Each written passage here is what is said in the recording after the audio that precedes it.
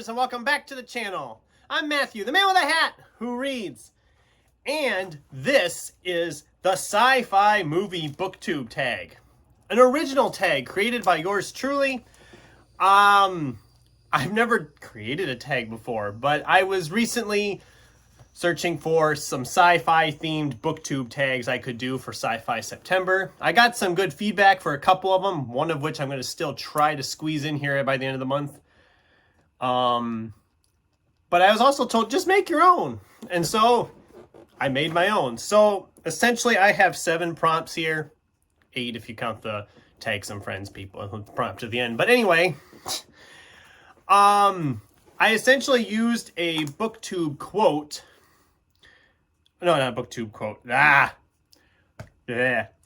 I used a quote from a sci-fi movie, a well-known quote, and then based the prompt around the movie it was from, or just kind of connecting with plot points from the movie with connecting to the quote, whatever.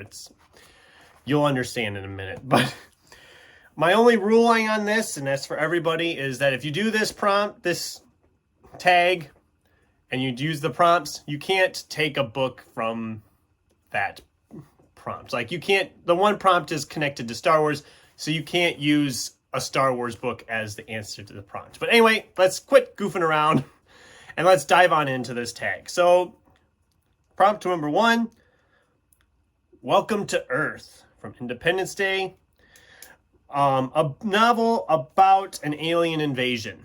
So I picked for this one Hiroshi Sakurazaka's it was originally published under the title All You Need Is Kill. It's also known as Edge of Tomorrow. This is obviously the movie tie-in edition cover, which is when I first read it. It was after I saw the movie. The movie was fantastic. The book was fantastic. Aliens invade. Our guy is sent out to fight the aliens. He dies in the battlefield, but then he wakes up and he's caught in a time loop where he keeps reliving that same day over and over, marching out in that battlefield, dying, and starting it all over again. I mean, I know Tom Cruise is a polarizing figure with some, but he's great in this. Emily Blunt is great. Everybody's great in this movie. This is a great movie, and the book was really good too. And it's perfect for an alien invasion story. Prompt 2, if I can read it. Life Finds a Way, Jurassic Park, a book or novel where science runs amok. Now, I didn't use Jurassic Park, but I used Michael Crichton's Prey. Nanotechnology that gets very much out of control. This was like only the 2nd or 3rd Michael Crichton novel I read. I really enjoyed it. I haven't read it since. I really need to do a reread on some Michael Crichton, which is kind of one of the ideas I'm floating for next year. Because I need to read some Michael Crichton again. It's been a while since I've read some of these classic Michael Crichtons. I loved this one. It's very creepy, but also very science-y, which is what he's known for. And the nanotech and all that kind of is taking over people, and it's very, very dark. I remember liking it a lot, though. Prompt 3, May the Odds Be Ever in Your Favor, The Hunger Games, a book about a dystopian Earth. Well, this was easy because I just read one. That was The Book of Cody by M.R. Carey. This is set well after a war has essentially wiped out civilization. Plants have essentially evolved to kill us. Yeah, it's perfect for that. It's clearly dystopian, clearly set in the far future after the end of the world. So very well done, and a great trilogy. I think I did a video about it just earlier this week, and it's a fantastic series.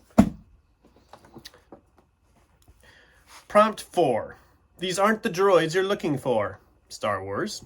A book about robots. For this one, I picked Daniel H. Wilson's Robopocalypse. Another book I haven't read in a long, long time that I want to revisit. And its sequel, because it does have a sequel. But essentially, this is, again, artificial intelligence has all of a sudden rose up against us and started killing off humans. And I always loved this cover. I mean, this cover is a great cover, but I remember reading this and really, really liking it. But like I said, there again, it's been a long time since I read it. And there was supposed to be a movie of this story. I mean, they even had directors and actors lined up, and it never happened. And I'm still kind of bummed about it, but maybe someday it'll get off the ground again. I don't know. I can hope, right? I don't know why it died. I don't know what happened that it got canceled, but... Prompt 5. Klaatu, barada, nikto. The Day the Earth Stood Still. A novel where immortality, resurrection plays a part. For this one, I have Drew McGarry's The Postmortal. And I love this cover. In this one, they have discovered a cure for aging. People start getting this cure so they don't age anymore. But then it immediately starts to show its own problems. I mean, what do you do if nobody dies anymore? The population is just going to continue to increase tenfold, 100-fold, and get completely out of hand. And it literally it really shows how the world would all of a sudden collapse under such a thing.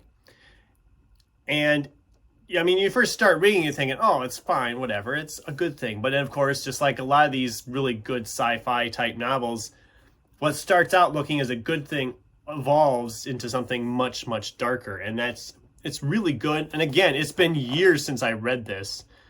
God, I think I read this like 11 years ago. I remember, again, really liking it, but I never went back and read it again. Or anything else by Drew McGarry, and I always wanted to. So maybe that's a project for next year, too. Maybe I'll just read all of these again next year. Except for a couple of these. Well, I mean, I just read Coley, and there's another one coming up here I just read this year, too. So, Prompt 6, E.T. Phone Home. E.T., a novel about space travel.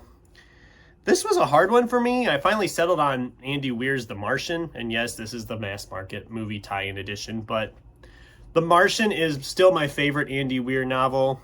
What was the one he wrote last year? Oh, God, I lost it. He wrote one last year. It was really good, too. And it's almost topped Martian for me. But I still prefer The Martian as my choice from him. But... yeah, I really, really liked this one too. And it's a perfect space travel type novel.